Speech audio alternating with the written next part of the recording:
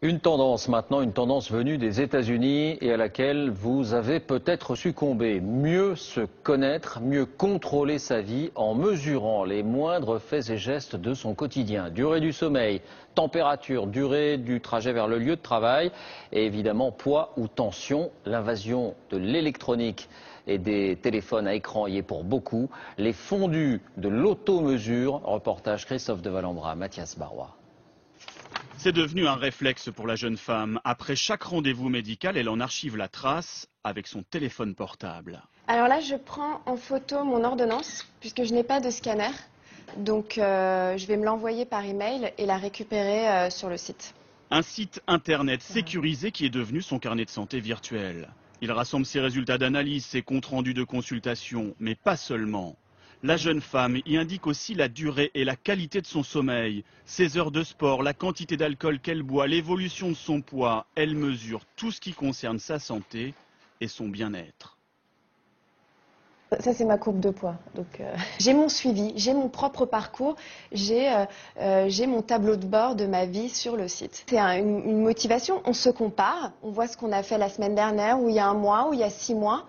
Et on voit si on a évolué dans le bon sens. Le site internet de la jeune femme en voici le cœur. Un modeste sous-sol parisien qui cache une réussite foudroyante, plus de 5000 abonnements en moins d'un an.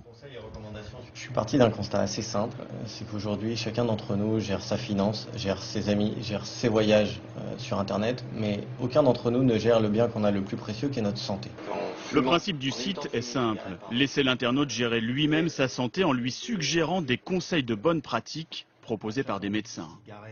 Il faut boire un verre d'eau, ça c'est pertinent. C'est évident que ça fait partie de la médecine d'aujourd'hui, mais on n'est pas dans de la télémédecine pour autant. C'est vraiment un accompagnement pour les utilisateurs, pour les internautes. En tout cas, l'automesure pour gérer sa santé est à la mode et les applications internet ou mobiles se multiplient. 35 000 déjà disponibles en France, c'est 50% de plus qu'il y a un an seulement. Les prévisions annoncent même un marché mondial de ces applications atteignant 20 milliards d'euros en 2017, dont 84% grâce à la vente des produits dérivés. Car pour s'équiper, les adeptes de l'automesure ont l'embarras du choix. Alors j'ai un petit capteur que j'ai porté toute la journée en fait et qui m'indique que j'ai fait donc 7151 pas, donc que j'ai monté 29 étages. Le capteur de ceinture, mais il y a aussi la balance Wi-Fi qui envoie directement votre poids au smartphone. Le tensiomètre électronique, en fait, il y a tout ce qu'il faut pour faire un autocontrôle médical complet au quotidien. Ça correspond à un objectif qu'on a un peu tous, en fait, d'essayer de lutter aussi contre le vieillissement, de rester en forme, de profiter aussi de la vie. On sait que pour obtenir tous ces objectifs-là, il faut aussi prendre du temps pour se surveiller soi-même. Et l'automesure peut aussi être un impératif médical. Désormais, les diabétiques peuvent tester leur glycémie directement grâce à leur smartphone.